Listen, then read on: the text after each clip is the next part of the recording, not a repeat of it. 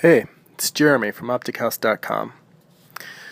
So, looking at the pencils, my rough pencils that I'm working on, it's interesting because I'm in the middle of inking a lot of the pages that I'm, currently doing the drawing video, showing the drawing videos for right now.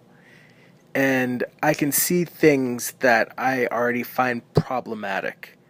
And yeah, it's actually a good thing because that means I can have a chance to start approaching them and trying to clarify and fix problems as I go forward with the inks.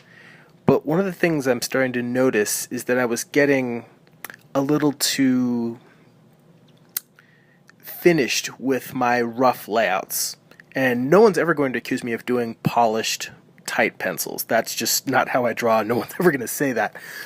But the point of me doing these rough layouts is that I was trying to get, and I continue to strive to get closer to drawing structural masses, because volume and proportion continue to plague me. As a visual artist, it's my handicap. I can do drawings that have a sense of mass and proportion, but only if I'm really focused. And the minute I let up, I'm not paying attention, and I just start noodling, I'm screwed. Things go all wonky. And part of what I think might be happening is that since I started putting out these ash can comics of the rough cut versions, where I'll take the pencils, my rough layouts, and do lettering, and I'll put those out as limited edition printed books, while I'm working on the inks for a particular issue.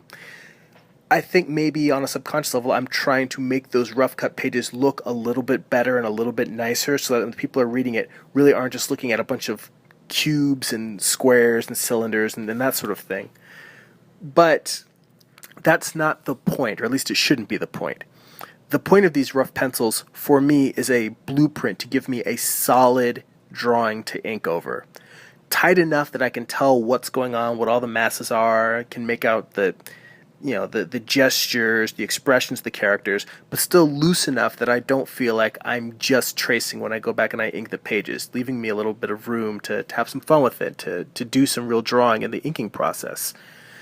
There's some panels where I do stick closer to laying out structural masses, making sure things are in perspective.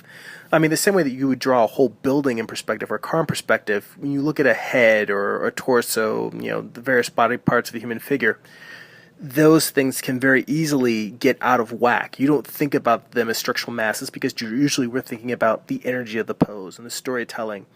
But if that drawing just feels mushy, then, it doesn't really do you much good. You can get away with it if you're a hell of a storyteller, but it's rough.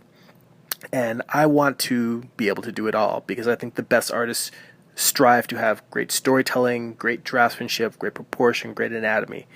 And, it's just an ongoing battle. It's an ongoing struggle. And I will continue to fight the good fight.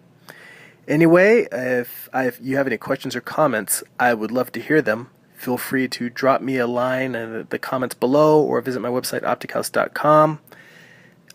For now, go be creative.